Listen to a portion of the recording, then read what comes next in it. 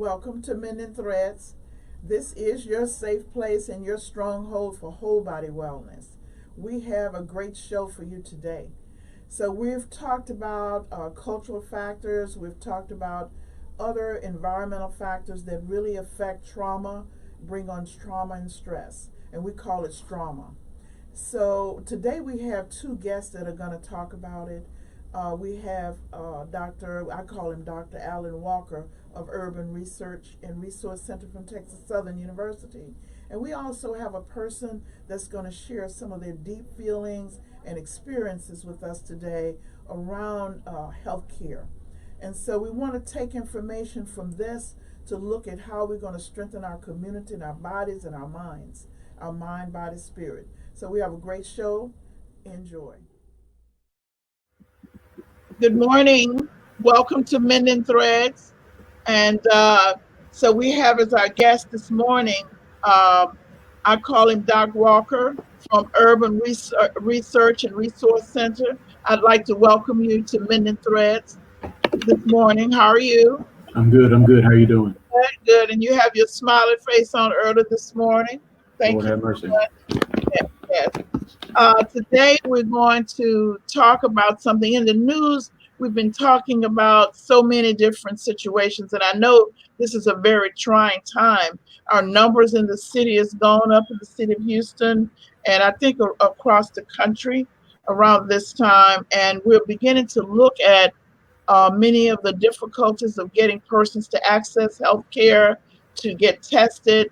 And today I want to really explore some items with you, or some topics about history, about medication, about thoughts about access to healthcare. And I thought we could look at those cultural components today. So let me know a little bit about the Urban Research and Resource Center there at Texas Southern University in terms of our topic this morning. A little bit of what you're doing there in the area. Well, at the Urban Research and Resource Center, we focus on 5 different areas that impact urban communities, Black and brown communities. The history of African Americans in Houston, collecting data on that, criminal justice reform, public education reform, housing, community, economic development, and we also focus a lot of energy on health, on issues of health. And so we have graduate students, some undergraduate students, and professors that provide research in different issues falling in those particular categories. So that's how the Urban Research and Resource Center connects with this particular topic. Yes. Oh, very good, very good. And I know that you were on the beginning of us discussing how that would affect Houston and some things that we could possibly do in the area around disease management and just social issues in terms of Houston. But one topic, I've been getting a lot of requests to hear more about how history of African Americans affect health and how it affects our access and thinking about health. And I wanted to know what you and the Urban Research and Resource Center has come up with, and what topics have you explored?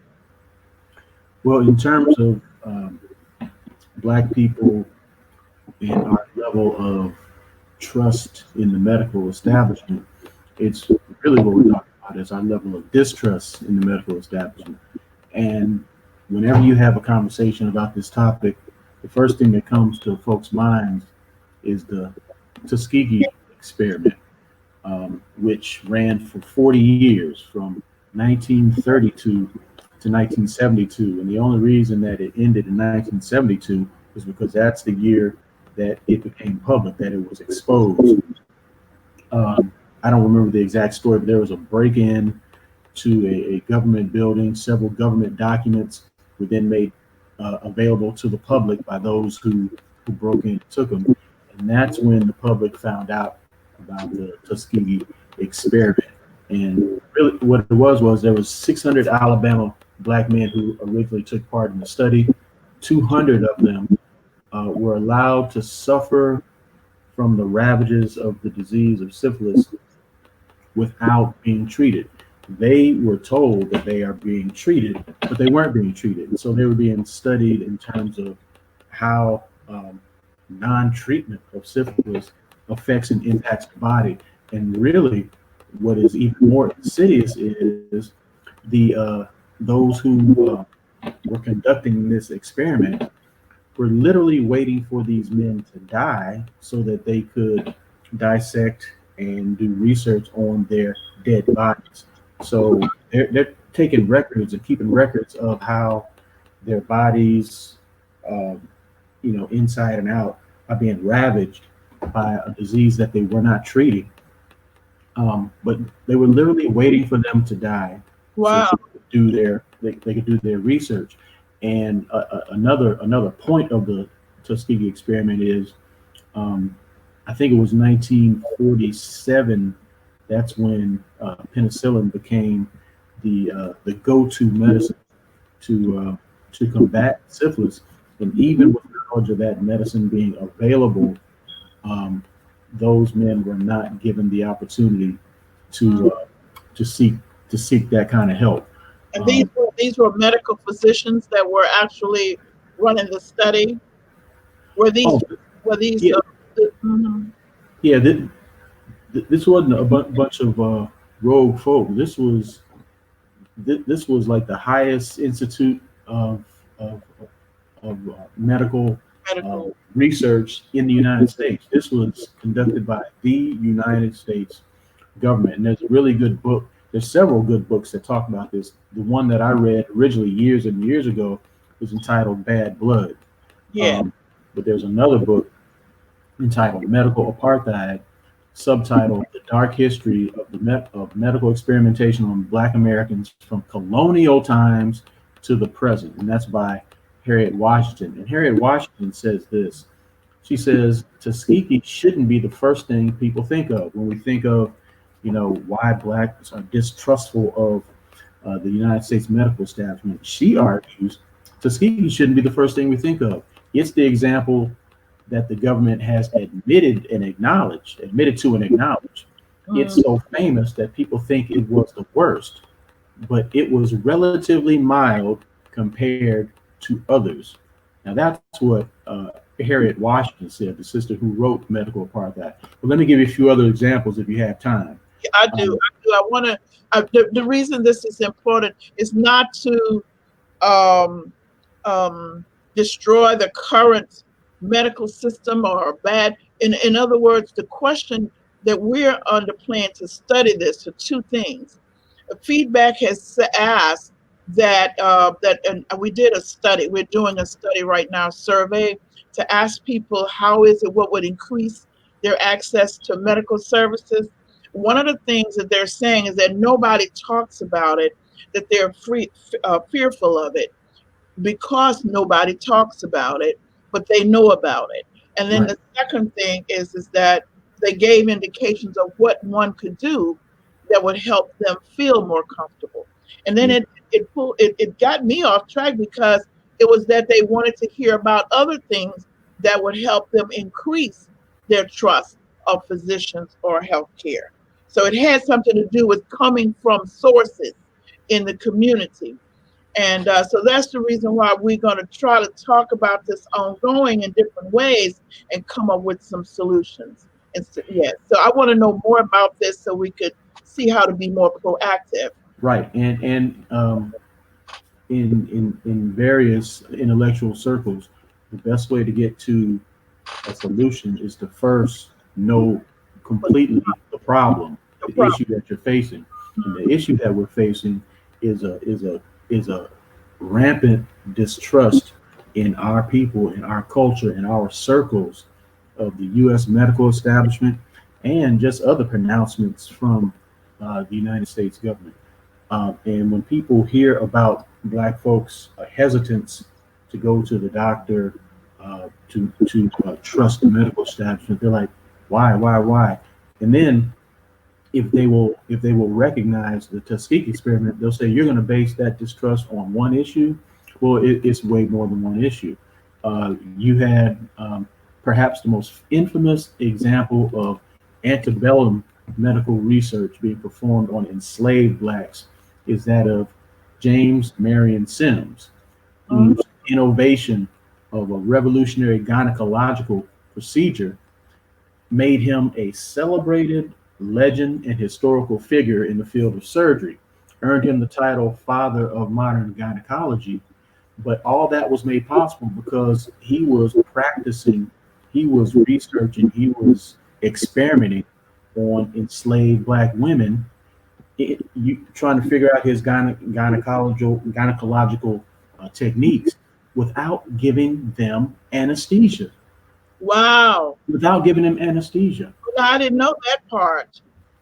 But Hmm. not only that, Sims used the bodies of these enslaved women, after they died, um, for further experiments, despite the widespread belief that maintaining a body's integrity after death was religiously necessary.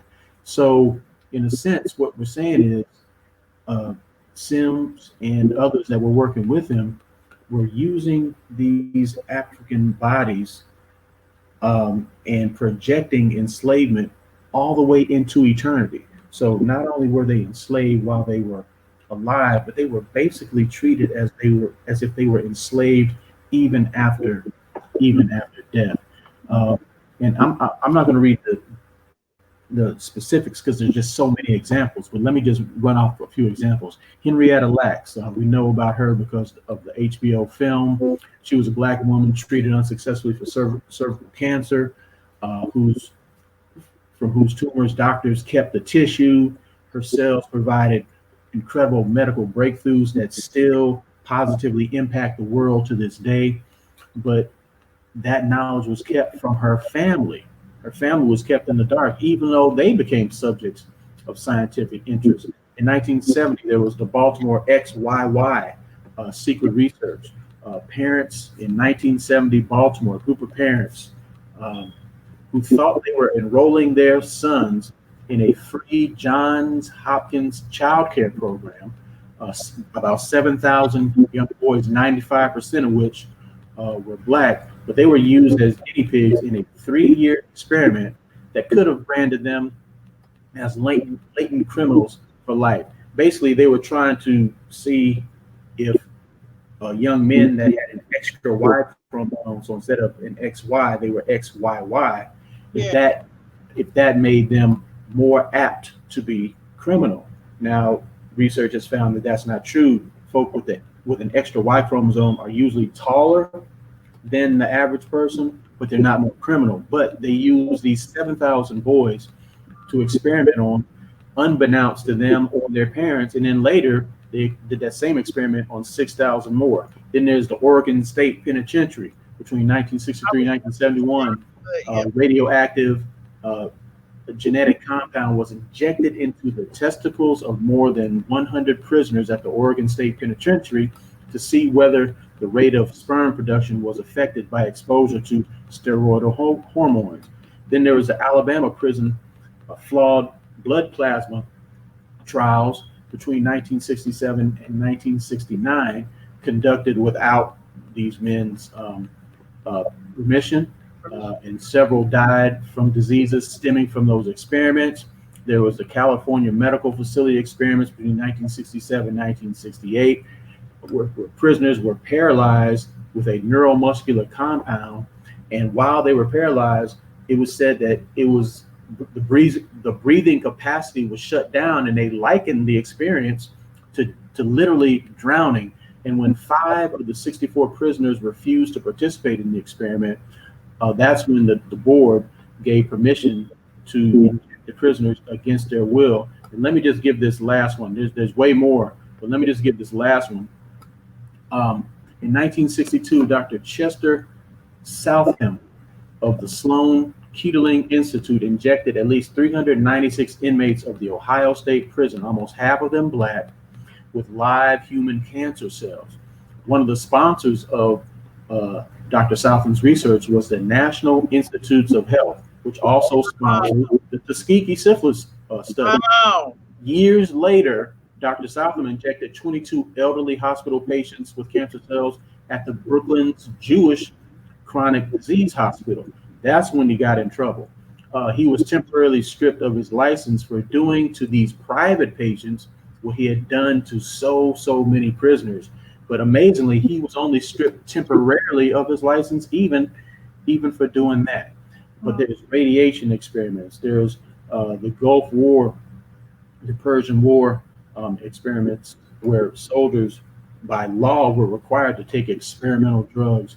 And then there's issues of like the Philadelphia coroner's office removing the eyes and brains from the bodies of the dead without prior consent or permission from the next of kin. Doris Jackson, her son died of a motorcycle accident in 1987. Medical examiner's office refused to let her see her son's body. When she was finally granted permission, the brain had been removed. No one had asked for her consent. And what the way they explained it is Ms. Jackson had fallen victim to Pennsylvania's doctrine of implied consent. Implied consent, a law that assumes that the patient or subject has given his or her permission to have their organs removed unless there is a signed document to the contrary. At the time of the writing of this article, which was 1995, California, Florida, Michigan, Ohio, and Texas had similar laws. Right. There's MK Ultra and so when you're talking about Black folks being hesitant or being suspicious of the U.S. medical apparatus institution, we have every right and reason to be. And the way it impacts us right now, that puts us between a rock and a hard place, right? Because when you get sick, you need to find help. You need to find professional help. And so, right now, when we're going through this COVID-19 pandemic, I'm sorry, go ahead. No, you're right on. I was going to say then what we're looking at is Black and brown hesitancy and the use of emergency rooms as a last resort, because the pain might be so severe, but the fear of actually going to a physician about what would happen, or hospitalization on a regular basis, what may happen, or any long-term medical care. So it seems to be, I wanted to bring this up. So I was looking at some numbers the other day. And so I've talked to, and I have quite a few patients that are Hispanic. And I asked, what do they think about it? And they have similar fears about accessing health care. But then all of a sudden they had the COVID testing. They had not been tested. They had the COVID testing at the consulate. And when they had it at the consulate, because they were Hispanic physicians or approved by the consulate there, everybody went out to get tested. You see, so I think it's giving us some indices of what we need to look at in terms of rebuilding trust. But I want to hear more about how you were correlating this trust with other aspects of this too. You see, of what, so we can see better what to do. Yeah, whether we're talking about the AIDS pandemic or whether we're talking about right now COVID-19, and people are sitting back waiting with bated breath, waiting for a vaccine. But the conversation in the Black community is, man, please, I don't know if I'm taking that vaccine if and when it is created, because of this earned distrust. Right. And like I was saying, that puts us between a rock and a hard place, because we need the care, but we don't know if the care that we're receiving is going to be for our benefit or to our detriment. And so, like you said, I love the way you put it. So often, the emergency room then becomes our primary care provider because we don't go to the doctor. But other research has found that the level of care increases dramatically when you have Black physicians and nurses involved. Just example after example of that. Now, the flip side of that is we have to acknowledge that one of the main cogs of the Tuskegee experiment was a Black woman who earned the trust of those men to get them involved in that study. So it's not that there are no black folk in the medical fields that are that are that are that don't have blood on their hands, so to speak. Right. But more often than not, uh, black physicians, black medical professionals provide care as if they're caring for their own family members. And so that's why, that example that you shared about the Latino community trusting testing coming from the Mexican consulate. Right. That's why that makes so much sense to me. And so Right. for black people, we're going to need to figure out how to create our own consulate, our own That, African, that, Pan-African that, consulate yeah. of medical professionals so that we can get the Right. help that we need and we can trust it. Right. Well, when I took lead last year to think about that, and Yes. so we're in the process. We did a questionnaire, and we're also doing Zoom meetings to have people on to talk about different topics to get their viewpoints of what to do. And thus far, what we're finding out is that we need to bring a pool of pastors and physicians together within the communities and really continue doing what we're doing. But we need to make it more public to the individuals about the process. Now, there seems to be a hesitancy, and I spoke of this at one of the meetings, and I'm not sure how well it went over, is that when you're bringing in information, it is important to have um, ground root people on the ground who've been there to help the community evaluate it. And Yeah. secondly, and we want to talk about that too, to look at the factors of helping the individuals determine how they can evaluate and determine which services to access and when to do this. And so we have a lot of concern because the distrust in the government at this time and healthcare, I think, tends to impact the use of wearing of masks and taking care of themselves in a certain way or knowing what to do when and how. So I think that us talking about it this morning might bring that question this time. What are some of the things in terms of your review of the research would lead a person to know what to do, what to question, how to question, and know what services to access? Well, I think you really answered your own question. There has to be those trusted voices within the community, uh, be they medical professionals themselves or persons who have um, had dealings with medical professionals that they trust. Like when I was looking for a doctor, um, I asked sisters and brothers in the community that I trusted to get their recommendations. Every time I look for a doctor or a dentist or what have you, that's how I find it. Yes. So I think that is the vehicle by which we have to go. And it was just me asking the folk I know. But what you're saying is we need to institutionalize that. We need to create Mhm. a mechanism where it's not just who you know, what you know, but let's pool that information so Yes. that all of us can tap into that and we can find um, medical professionals that'll help us. And if you wouldn't mind, I just want to share this one Please. example. I just read about this Yes. past week. Yes. There was an article written about this young lady. Her name is India Marshall, 29 years old. She recently had surgery to remove bone growths on her forehead. After her operation, she realized that someone had braided her hair to keep it out of the way of her incisions. Now, that may not seem like a big deal, but it made access to those incisions, being able to see what was happening, it made access that much easier. She's trying to figure out, who on earth braided her hair.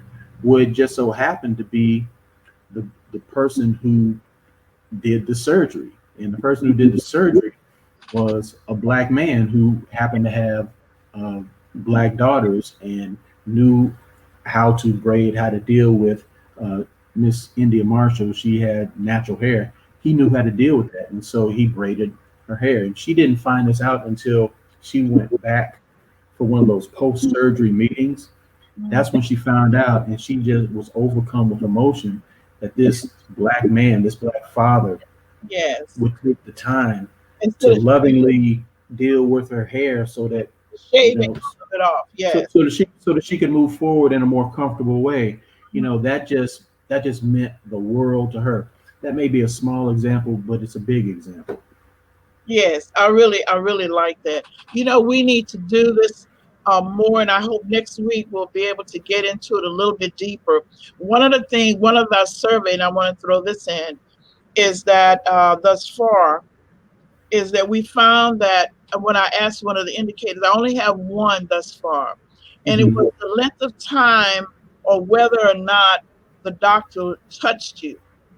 When I asked, Mm. what would help you? How do you know that this Mm. person? I'm trying to find out what is it.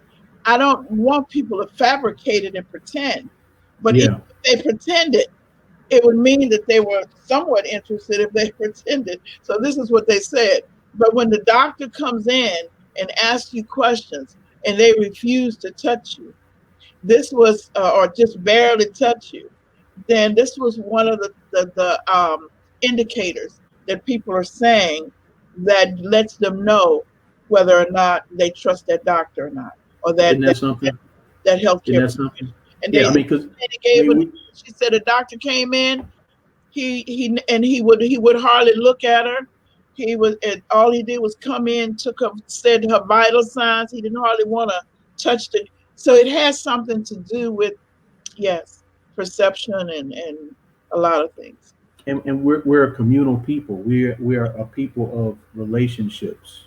Yeah, Um, that's in our DNA, and so that just makes so much sense to me. That whole thing, yes, because touch signifies connection. yes, When you're willing to connect with one another, we put our hands on each other, our hand on another person's shoulder. yes, We hug, we give dap, we do all those little things that really signal, I'm yeah. with you, I'm with you, homeboy, I'm with you, sister.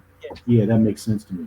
Well, I hope you stay on because we're going to talk a little bit, and I hope you could give a cultural viewpoint. I have a young lady that I want to talk with about healthcare, and and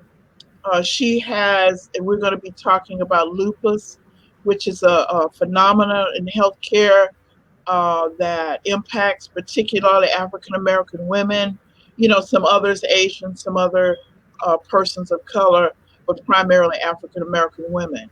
And I hope you can lend some cultural viewpoint to that. So I'm going to welcome Mr. Shay Hudson. How are you? Good morning. Good morning. How are you? Just great, just great. And I'm so glad you could come in this morning and share your story with us.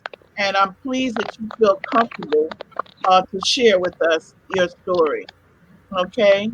Yes, Is that ma'am. I hear something clicking? I don't know if that's you clicking. I hear something clicking too. You do Not hear me. something clicking? Okay. Sounds like a computer or Like something. static. Okay, then. So, Miss Hudson, could you let me know? I asked you because you have a history of lupus, and I wanted to see if you could share because I read so much about it. I read that it primarily affects. I'm trying to see what that typing sound is that's coming through. Well, whatever. Okay, then. So, can you share with us a little bit about your lupus and how you knew? How did you find out? Sure. Okay, so What is lupus? lupus is an autoimmune system disorder. Yes. It's usually generational, but to surprise, I'm the first in my family to have it. Uh-huh. Okay. So so usually it's passed down from generation. Sometimes it skips, but like I said, I'm the first in my family to have it. So my family was a little bit worried. The way I found out I had lupus was one day I went to the ER randomly because my back was hurting. And it was like so much pain. It wasn't normal pain. So I went to the ER and they're like, well, Miss Hudson, the reason why your back is hurting is because you have a 20-pound tumor pressing up against your kidneys. Whoa. So Mm-hmm. I had a tumor, and at first they were saying it was just the size of a cantaloupe until they actually did the MRI and the CT scan, and they're looking at how the tumor has pressed my organs up, and they were telling me like, this is why you've been having little appetite. This is why, you when you like walk and stuff, you get out of breath fast. Like, they were telling me all of this stuff. So I had a colonic surgery, and it was an emergency colonic surgery, and the students came in and watched the surgery. So after that surgery, maybe like a month later, I ended up going back to the ER because I was having trouble breathing. And come to find out, I had fluid around my heart. So they had to go in for emergency surgery again, but this time on my heart. And they stuck a tube in me and they drained it, but they were still trying to figure out where did the fluid come from. So they ran all these tests, and they were like, we can't find it. We can't find what's going on. And then this one doctor, I forget his name, but he came in and he's like, I want to do this lupus testing. And I was like, well, what is lupus? And he's like, well, it's an autoimmune disorder, and I just want to say because it's very common in African Americans. He said, is anybody in your family, do they have lupus? And I'm like, no. So he did the test, and come to find out, I did have lupus, and that was in August of 2018. So Hmm. I've been having it since my sophomore year of college, and it didn't really start affecting me until the summertime, which is when I decided to. Every time I go on vacations, and I love the sun. I love the sun. So I went to Miami, and the sun is really bad for lupus patients. Yes, yes, I read that. So it makes my skin. I get like blisters on my arms, and they're like water blisters. It makes my legs swell up, especially when I fly. Um, and when I came back from Miami, I had these really huge water blisters like this big, What was really that? huge. I What had was that? What was that you had that large? it was water blisters. Oh, oh, They I were on see. my Mm, yes, yes. so and my kidney doctor. I had to so come to find out my lupus attacked my kidneys as well. I have I had started off with stage 3 kidney failure, but now I'm at stage 2. Um, because I changed my eating habits. So I had to learn how to what I had to learn to watch my body. Like, I don't eat red meat anymore. I can't eat red meat. It makes me throw up. Um, any type of bean sprout makes me throw up. Like, for an example, Wow. I love I didn't chickpeas, know. but I I did can't not eat red know meat. that. I did not know that part. Hmm. Yeah, it's certain things that anything that causes like high risk of inflammation, I'm not supposed to be eating. Right. And So, because it causes me to swell up. I understand that. And now next week we're going to have the chef on, and she's going to be talking about that. And I don't know what that clicking sound is. We're going to have to find out next week what that clicking sound is. But um, but I think that she's going to be talking about it. So I was going to ask you. I read something about foods that you're not supposed to eat. That you can't eat prepared food, and that you can't eat bread. Um, and I remember you saying something about I was going to see what foods tend to interact with you that you found. I know that it's individual differences, Yes. but what So with food? me, mine is bean sprouts.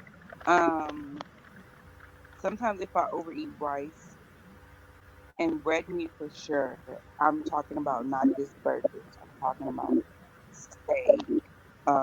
And steak is the worst one because like it happens instantly. If I eat a small piece of steak, I go to hibachi or something, eat a small piece of steak.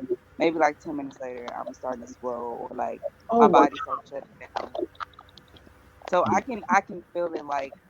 And then another thing, it's not just like sometimes I'm still trying to learn.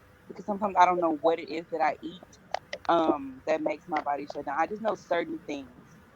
So it's kind of hard at times, especially like if I'm moving around out in the day and I eat something and then out of nowhere my body just like shuts down. And when I say shut down, meaning like I start feeling fatigue, I start getting lightheaded, I start feeling like it just be pain everywhere, if that makes sense. So it's a lot. And then they say when my doctors say when that happens, I'm just supposed to go home. But at times, you want to keep moving on with your day. So so they call me a Mhm. hard head. But So now stress is a big part of that.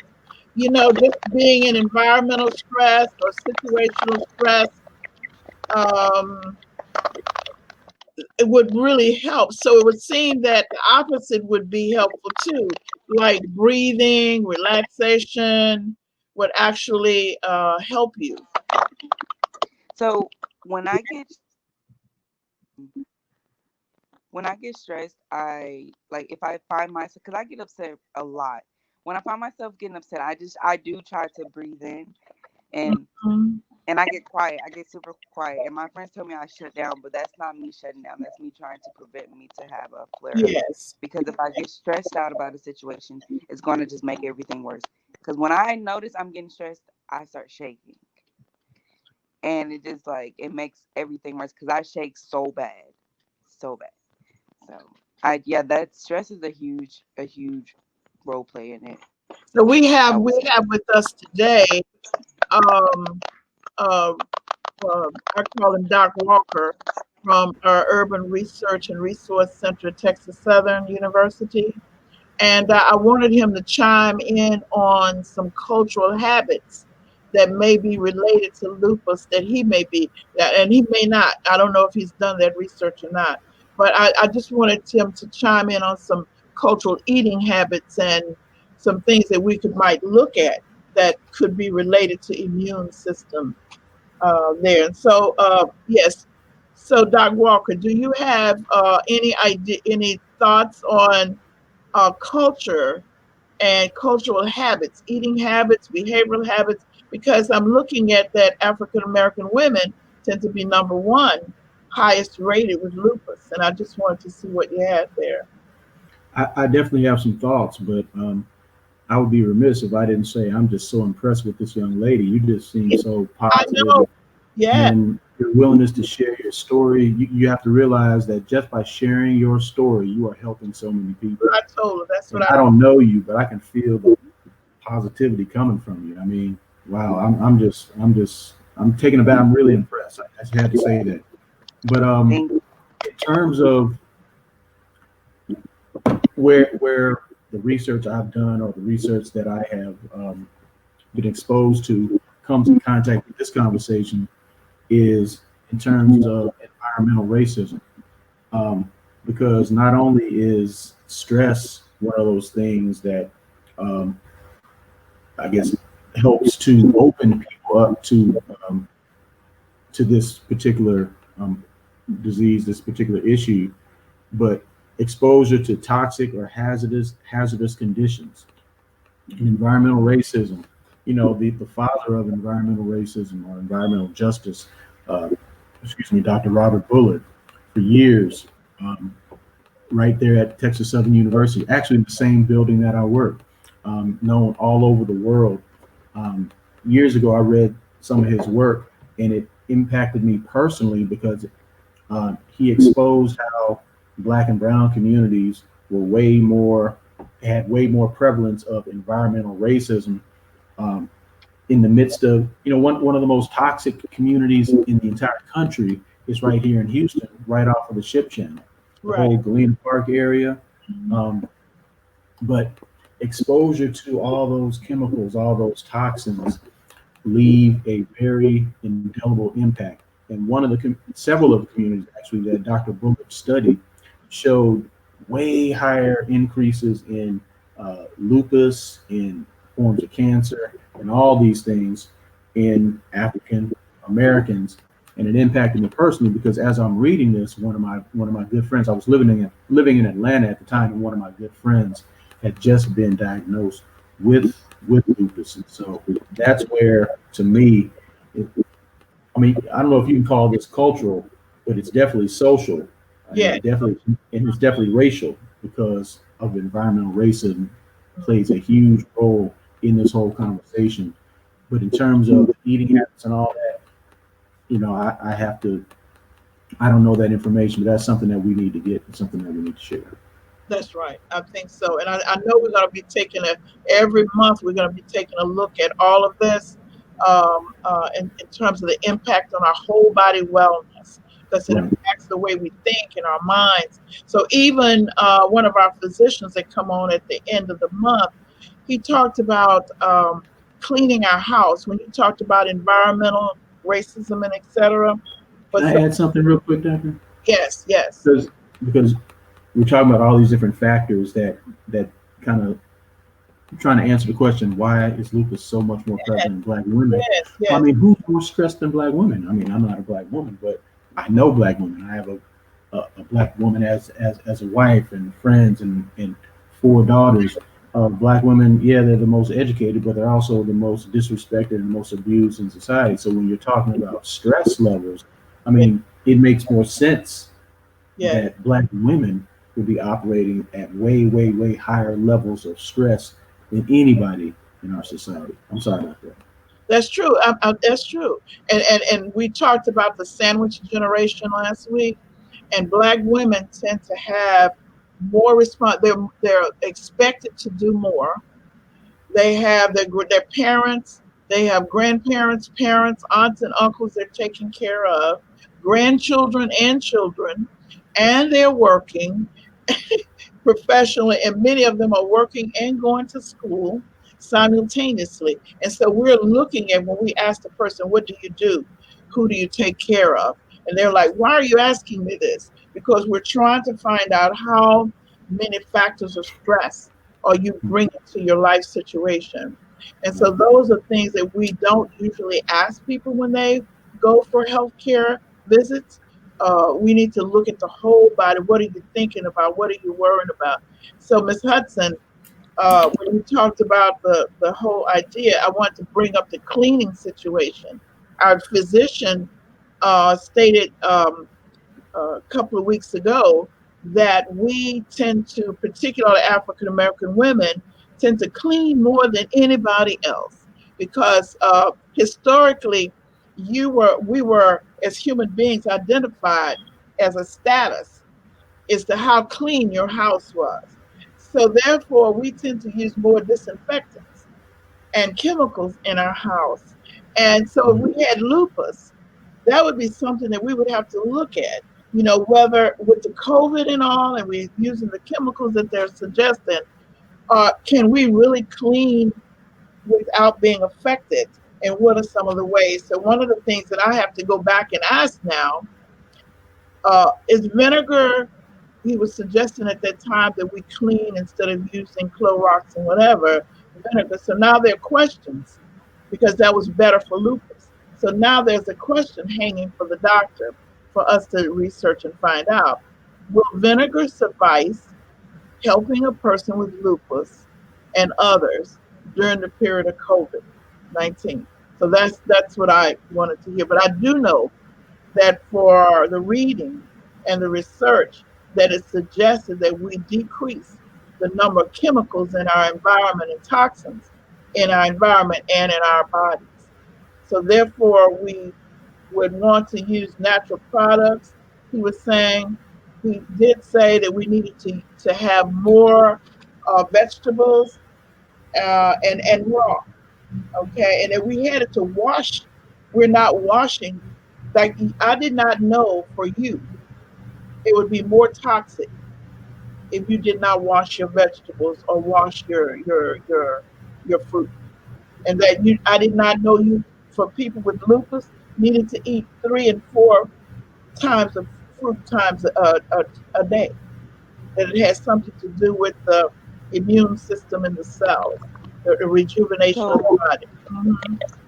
so with lupus, they strongly encourage us to go vegan or Yeah, go vegetarian that's because right.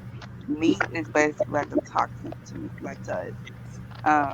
Any type of like meat, chicken, steak, any of that really affects us because we don't know what exactly is in it. Like Right. we don't know what that animal had, so it's kind of hard for Yes. us to just eat it and like just be okay. We never know. So they just really suggested us to eat vegetables and fruit the whole Yes. time. Yes. So Yes. what's not being said there is, what she just said is because she's a lupus patient, she's being told that eating these meats, uh, they're like toxins. Well, if they're toxins for her, they're toxins for everybody. That's right. That's right. They just impact her more because she has lupus. So I guess And then that's what's not being said. Hmm. I can say that over time, you really get used to it. Like, I don't really care for meat anymore, but I'm not a raw person. I'm gonna admit it. I'm not a raw person, but I do like if I'm hungry and I don't crave any meat or something, I'll just like find whatever I have in my refrigerator and just throw it together. Like zucchini, squash, mushrooms, tomato, anything I find, onion, bell pepper, and I just put it in the thing and just eat it. Good. See, look at you. Just look at you. So we might have to then start looking at. I think I want to follow. We're going to follow up and check you out. We're going to follow up and see how you're doing over time with the change in the vegetables and all of that. And also, one of the things that I think overcoming this is I don't know if you had such a way of thinking about life, but we need to draw up on that and we need to figure out, Doc Walker, we need to figure out how we could use the way she thinks about her situation to help other people. So I'm going to even ask other people to uh, please send in messages so that we can understand your thoughts about access and healthcare and your thoughts about how that relates to lupus and how you would treat it yourself and change your eating habits. And let's look at this. So please, we're going to, you know what? Today we're going to put something on the website to see if everybody can um, send in information, okay, on how they would access healthcare, okay? And I know we're going to follow up with some of our other speakers that have been on before to look at this. We had Miss Lucas on at one other time, so we're going to have her back on to look at that as well. So one of the things that I would ask for you, can you share with other people um, what, just in a capsule form before we leave, what is it that you would recommend to them to reduce their symptoms based on your experiences? Um, I would say you know your body the best, so don't let anyone tell you different. You know what's best for you. That's what Hmm. I would say. Okay, then. So you know what you know to pay attention to monitor your health. Okay, it's, Even if the doctor is saying one thing, you know what's best for you. yes. Mhm. Well, I want to thank you for being on today. I want to thank both of you for being on today, and I hope that you'll come back because we're going to have a circle every in a few couple of months is where everybody's going to talk about a particular topic. Okay, I'd like to thank you for being here and have a great day. Okay, then. Okay, thank You you. too. Okay, Dr. Walker, I know you'll be on next week, and I'm looking forward to it. I'll be talking with you about some of our numbers and the research on moving toward getting more information about access to health care. Okay? Okay, thank you. Thank you so much.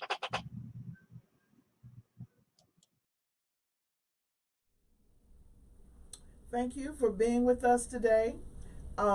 I know we had something that you wanted to ask about, and we had a great topic on looking at environmental and historical factors that affect stress, trauma, and more specifically, access to health care in our community and for our whole body wellness. And we surely had a person that was so enthusiastic that she was able to share her experiences, and I know her sharing is going to bring on wellness for someone. Please ask questions. Go to our website, wrc-houston.com. Share your thoughts and experiences about what your fears are about access to health care, what would promote your access to health care, and we will listen. Our email address is ips.health1@gmail.com, and I'll look forward to hearing from you. Thank you for being with us today, and I'll see you on next week.